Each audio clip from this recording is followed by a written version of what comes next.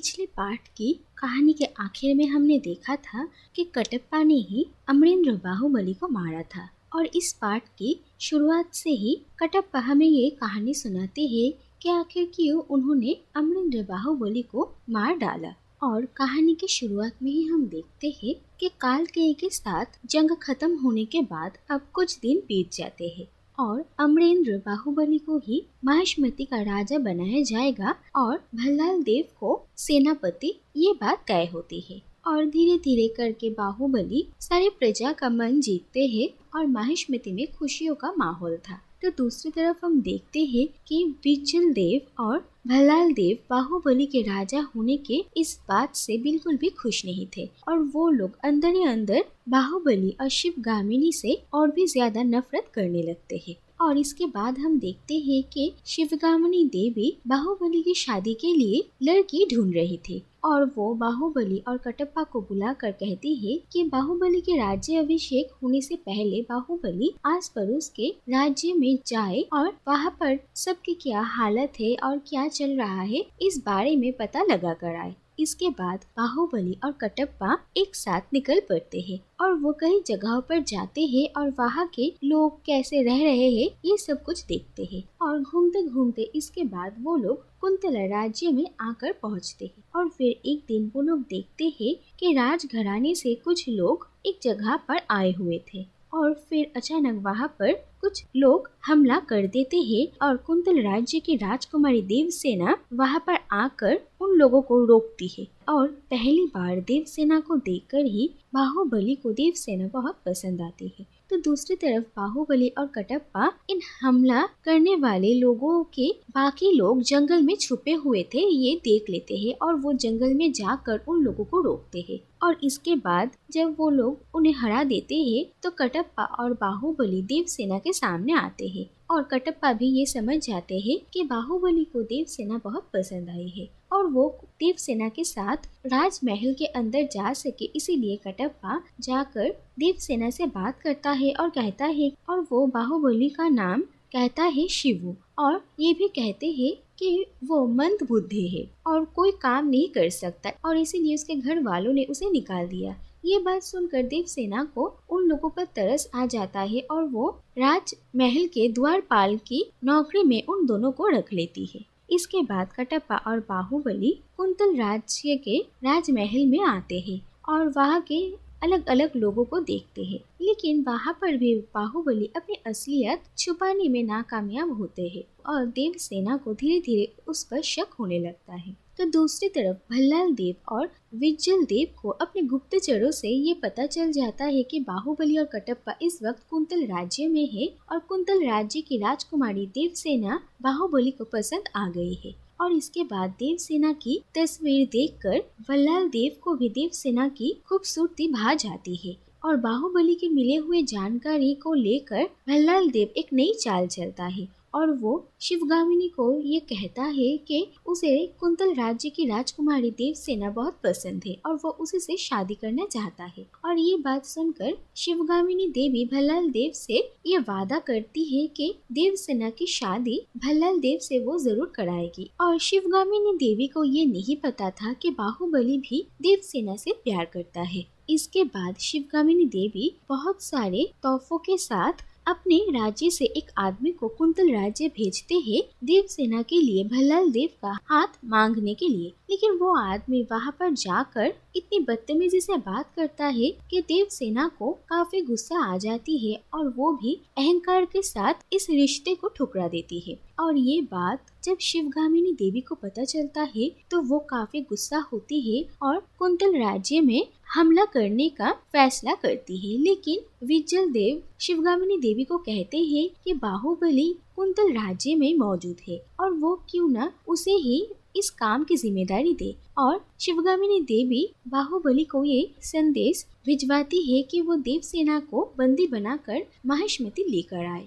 तो दूसरी तरफ बाहुबली और कटप्पा को ये भनक लग जाती है कि कुछ घुसपैठियां कुंतल राज्य के अंदर आ चुके हैं और वो लोग बहुत जल्द राजमहल में हमला करने वाले हैं और वो दोनों लड़ाई के लिए तैयार होते हैं। इसके बाद कटप्पा और बाहुबली दोनों मिलकर उन घुसपैठों से मुकाबला करते हैं और उन्हें रोकते हैं। तो दूसरी तरफ देवसेना की एक रिलेटिव कुमार वर्मा जो कि यहाँ पर ही रहते हैं, लेकिन वो काफी डरपोक थे और इसीलिए उनका हंसी मजाक उड़ाया जाता था। लेकिन बाहुबली कुमार वर्मा को कहता है कि ये वक्त डरपोक बनने का नहीं बल्कि मुसीबतों का सामना करने का है। और बाहुबली के बातों से कुमार वर्मा का हौसला बढ़ता है और वो भी बहुत बहादुरी के साथ इन घुसपैठियों से लड़ाई करता है। तो दूसरी तरफ देवसेना भी इन लोगों को रोकने की कोशिश करती है और बाहुबली उसके पास आता है और वो दोनों मिलकर उन लोगों को रोकते हैं। इसके बाद बाहुबली अपना दिमाग लगाता है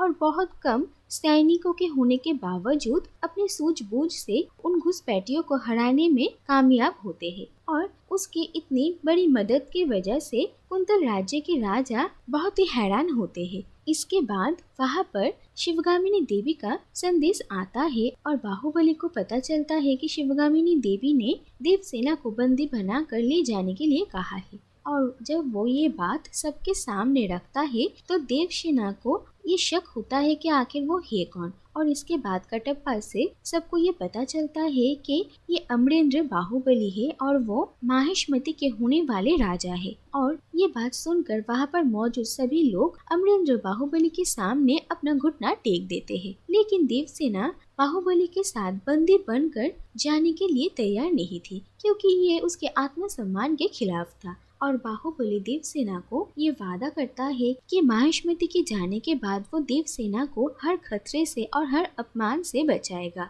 इसके लिए उसे जो कुछ भी करना पड़ेगा वो जरूर करेगा। इसके बाद देवसेना अपने भैया भाभी के आशीर्वाद लेकर बाहुबली और कटप्पा के साथ माहिष्मति के लिए निकल पड़ती है। फिर वो लोग जब माहिष्मति पहुंचते हैं, देवसेना शिवगामिनी देवी से माफी मांगती है और शिवगामिनी देवी भी देवसेना को माफ कर देती है। इसके बाद शिवगामिनी देवी ये कहती है कि भल्लाल देव के साथ उसकी शादी होने वाली है। लेकिन फिर कटप्पा और बाहुबली के बातों से उन लोगों को ये पता चलता है कि उन्हें एक गलतफहमी हो गई है और बाहुबली और देवसेना को लगा था कि शिवगामिनी देवी बाहुबली के लिए ही देवसेना के रिश्ते को भेजा था। लेकिन इसके बाद शिवगामिनी देवी और कोई बात नहीं सुनना चाहती थी और वो बाहुबली को कहती है कि उन्होंने भल्लाल देव को पहले से ही ये वादा किया है कि देवसेना के साथ वो उसकी शादी करवाएंगी। और वो बाहुबली को देवसेना और सिंहासन के बीच किसी एक को चुनने के लिए कहती है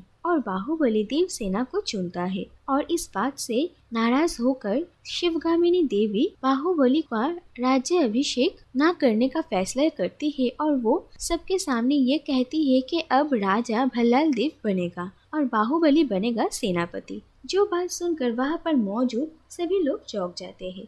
इसके बाद भल्लाल देव की राज्य अभिषेक की तैयारियां होती है और भल्लाल देव माहिष्मति का राजा बनता है और बाहुबली सेनापति। लेकिन इस फैसले से माहिष्मति की प्रजा इतनी खुश नहीं थी और वो लोग बाहुबली को ही अपना राजा मानने लगते हैं। और बाहुबली को सारे प्रजा इतना प्यार करते हैं, ये देखकर भल्लाल देव को बहुत ही ज्यादा गुस्सा आता है और वो किसी तरीके से बाहुबली को अपने रास्ते से हटाना चाहता था। इसके बाद बाहुबली और देवसेना की शादी हो जाती है और कुछ महीने बीत जाते हैं और फिर देखा जाता है कि देवसेना माँ बनने वाली थी। और उसके गोद भराई के दिन भल्लाल देव देवसेना को कहता है कि वो बाहुबली से सेनापति का पद छीन रहा है ताकि वो देवसेना के साथ ज्यादा से ज्यादा वक्त बिता पाए। और भल्लाल देव सेनापति का पद बाहुबली से लेकर सेतुपति नाम के एक दूसरे आदमी को दे देता है।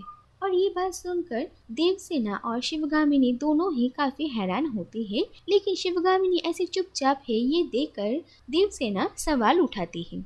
इसके बाद वो बाहुबली को कहती है कि राजा उसे ही बनना चाहिए था और सारी प्रजा और वो खुद भी यही चाहती है कि बाहुबली राजा बने। और ये बात सुनकर वहाँ पर मौजूद सभी हैरान रह जाते हैं। इसके बाद एक दिन देवसेना मंदिर जाती है, लेकिन सेतुपति वहाँ पर मौजूद था और वो देवसेना को सामने के दरवाजे से मंदिर के अंदर जाने नहीं देता और देवसेना बाकी प्रजा के साथ ही मंदिर के अंदर जाने लगती है। और तभी सेतुपति अंदर जाने वाली सारी औरतों के साथ बदतमीजी करने लगता है और देवसेना के साथ भी वो जब बदतमीजी करने की कोशिश करता है तो देवसेना उसकी उंगलियां काट देती है। इसके बाद देवसेना को राज दरबार में लेकर आया जाता है फैसला सुनाने के लिए, लेकिन फैसला होने से पहले ही देवसेना को गुनहगार ठहरा दिया गया था और इस बात से देवसेना बहुत नाराज थी और वो वहाँ पर मौजूद सभी लोगों को उल्टा सीधा सुनाने लगती है। इसके बाद बाहुबली वहाँ पर आता है और वो देवसेना से पूछता है कि आखिर हुआ क्या है,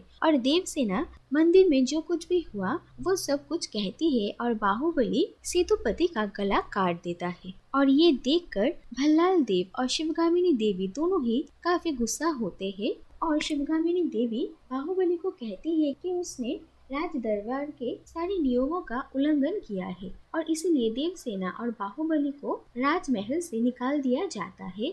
इसके बाद बाहुबली और देवसेना जाकर आम जनता के बीच रहने लगते हैं और बाहुबली वहाँ पर देखता है कि वहाँ के लोगों को जिंदगी जीने के लिए बहुत मुसीबतें उठानी पड़ती है और वो धीरे धीरे एक एक करके सबकी मुसीबतें दूर करने लगता है और प्रजा बाहुबली को और भी ज्यादा प्यार करने लगती है, जो देखकर भल्लाल देव और बिज्जल देव को बाहुबली से और भी ज्यादा नफरत होता है। और बिज्जल देव कहते हैं कि वो जब तक जिएगा जहाँ पर रहेगा वहाँ पर ही राजा बनकर रहेगा। इसके बाद वो लोग एक चाल चलते हैं और कुमार वर्मा को वो लोग ऐसा दिखाते हैं कि भल्लाल देव बाहुबली देवसेना को मारना चाहता है और इसके बाद बिज्जल देव कुमार देव को ये कहते हैं कि बाहुबली देवसेना और उनके बच्चे को बचाने के लिए भल्लाल देव को मरना पड़ेगा, यही सबके लिए अच्छा होगा। और वो कुमार वर्मा को राजमहल के अंदर जाने का सीक्रेट रास्ता बता देते हैं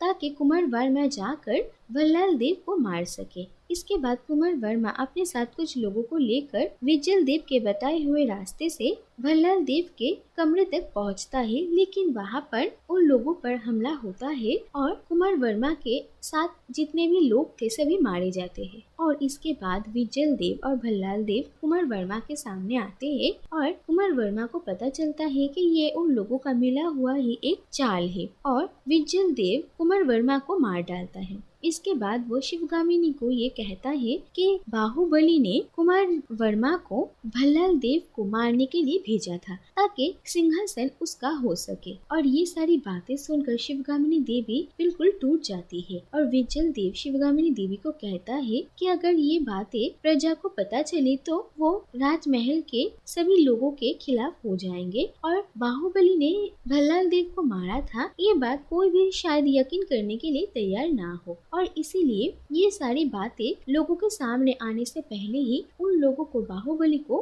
मार डालना चाहिए। और शिवगामिनी देवी पहले तो नहीं समझ पाती कि क्या करना चाहिए, लेकिन फिर वो अपने बेटे की जान बचाने के लिए कटप्पा को ये कहती है कि वो जाकर बाहुबली को मार डाले। लेकिन कटप्पा ये काम करने के लिए तैयार तो नहीं थे, लेकिन कटप्पा इस वादे से बंधे हुए है कि वो हमेशा सिंहासन पर बैठे हुए राजा के हर बात मानेंगे। इसके बाद बाहुबली को ये पता चलता है कि कटप्पा किसी मुसीबत में है और काल के बचे हुए कुछ लोगों ने उन पर हमला कर दिया है और बाहुबली कटप्पा को बचाने के लिए वहाँ पर पहुँच जाता है और वो काल के सभी लोगों को मारने लगता है। लेकिन इसके बाद ही मौका देखकर कटप्पा पीछे से बाहुबली पर हमला कर देते हैं और बाहुबली की मौत हो जाती है। इसके बाद भल्लाल देव वहाँ पर आता है और कटप्पा को पता चलता है कि दरअसल भल्लाल देव ने ही ये सब कुछ किया है और उसी ने ही शिवगामिनी देवी के हाथों से बाहुबली को मारने के लिए ये सब कुछ चाल चला था। और इसके बाद कटप्पा जाकर शिवगामिनी देवी को सारी सच्चाई कह देते हैं और उनसे कहते हैं कि उन्होंने बहुत बड़ी गलती की है। तो दूसरी तरफ हम देखते हैं कि देवसेना भी एक बच्चे को जन्म देती है और वो भी राजमहल आकर पहुंचती है बाहुबली के बारे में पता लगाने के लिए। लेकिन इसके बाद शिवगामिनी देवी को बिज्जल देव ये कहते हैं कि वो बाहुबली के इस बच्चे को भी मार डाले, लेकिन शिवगामिनी देवी को उनकी सच्चाई पता चल चुकी थी और वो देवसेना से अपनी हर गलतियों के लिए माफी मांगती है और प्रजा के सामने ये कह देती है कि अमरेंद्र बाहुबली अब इस दुनिया में नहीं रहे है और अब उनका नया राजा है अमरेंद्र बाहुबली का बेटा महेंद्र बाहुबली। और इसके बाद वो भल्लाल देव और बिज्जल देव को बंदी बनाकर सबके सामने उनकी सुनवाई करने का फैसला करती है। लेकिन भल्लाल देव पहले से ही कुछ सैनिकों के साथ तैयार था और वो शिवगामिनी देवी और उस बच्चे को मारने के लिए सैनिक भेजते हैं और शिवगामिनी देवी किसी तरीके से उस बच्चे के लेकर भाग जाती है। लेकिन भल्लाल देव पीछे से उन्हें तीर मारता है जिससे कि वो पानी में गिर जाती है और इसके बाद ही वो उसी पानी से बहते हुए उस पर्वत किनारे के रास्ते में पहुंचती है जहाँ पर वो महेंद्र बाहुबली को उन आदिवासियों तक पहुंचा देती है। इसके बाद हम देखते हैं कि भल्लाल देव अब एक बहुत बुरा राजा बनता है और वो देवसेना को अपनी बंदी बना लेता है और देवसेना के ऊपर अपने गुस्से के वजह से वो कुंतल राज्य को पूरा बर्बाद कर देता है और जला देता है। और यही पर कटप्पा की कहानी खत्म होती है और सारी बातें सुनकर शिवा तय करता है कि वो भल्लाल देव से अपने पिता की मौत का बदला जरूर लेगा और महाश्मती राज्य को उसके हाथों से बचाएगा। और वो वहाँ पर मौजूद सारे सैनिकों को और गांव वालों को इकट्ठा करता है और देवसेना को छुड़ाने के लिए अवंतिका और उसके ग्रुप के लोगों के साथ ही मिल जाता है और सभी मिलकर जंग का ऐलान करते हैं। तो दूसरी तरफ भल्लाल देव को भी अपने बेटे की मौत के बारे में पता चलता है और भल्लाल देव और बिज्जल देव देखते हैं कि अमरेंद्र बाहुबली का बेटा महेंद्र बाहुबली अभी भी जिंदा है और वो वापस लौट आया है और ये बात देखकर वो दोनों ही काफी चौंक जाते हैं। इसके बाद भल्लाल देव के साथ महेंद्र बाहुबली की जंग शुरू होती है और भल्लाल देव आकर देवसेना को वापस से बंदी बना लेता है और राजमहल का दरवाजा बंद कर देता है। और इसके बाद महेंद्र बाहुबली और कटप्पा ये सोच में पड़ जाते हैं कि अगर राजमहल के अंदर वो लोग ना जा पाए तो वो लोग ये जंग हार सकते हैं। इसके बाद बाहुबली एक तरकीब निकालता है और वो सभी सैनिकों के साथ राजमहल का दीवार पार करके अंदर घुस जाता है और अंदर जाने के बाद ही सबसे पहले बाहुबली देवसेना को छुड़वाता है और लड़ाई आगे बढ़ाता है। इसके बाद महेंद्र बाहुबली और भल्लाल देव के बीच लड़ाई शुरू होती है। तो दूसरी तरफ महाश्मती के एक प्रथा के अनुसार राजघराने की औरतों को हर 25 साल में एक दिन अपने सर में आग लेकर परिक्रमा करनी पड़ती है और जो ये परिक्रमा पूरा करती है उनकी हर मनोकामनाएं पूरी होती है और देवसेना भी ये परिक्रमा करना शुरू करती है। तो दूसरी तरफ बाहुबली और भल्लाल देव एक दूसरे से लड़ने लगते हैं और भल्लाल देव बाहुबली को मारने वाला था तभी बाहुबली भल्लाल देव पर भारी पड़ता है और वो उसे बहुत मारता है। इसके बाद देवसेना अपना परिक्रमा पूरा कर वहाँ पर पहुँचती है और वो भल्लाल देव को आग से जलाकर मार डालती है और फिर जंग यहीं पर ही खत्म होती है। और इसके बाद ये देखा जाता है कि महेंद्र बाहुबली का राज्य अभिषेक होता है और वो महाश्मती का राजा बनते हैं और अवंतिका उसकी रानी। और इसी के साथ ये कहानी यहीं पर ही खत्म हो जाती है।